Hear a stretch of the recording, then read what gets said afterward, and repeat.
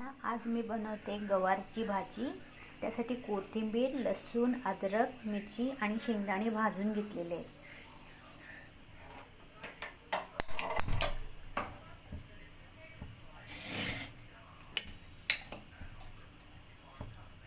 कढई गरम झाली, त्याच्यामध्ये मी एक पळी तेल घालते।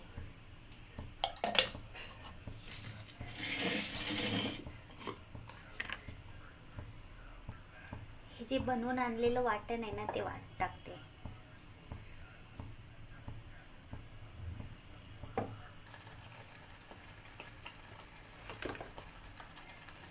थोडीशी हळद,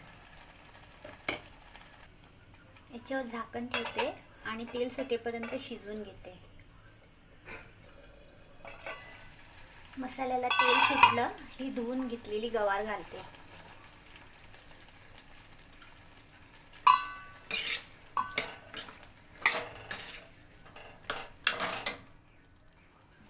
याच्यामध्ये मी 1 ग्लास पाणी घालते।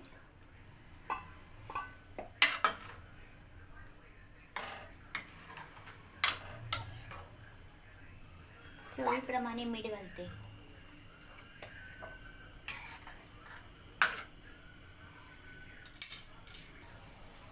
याच्यावर झाकण ठेवून 10 मिनिटं शिजवून घेते।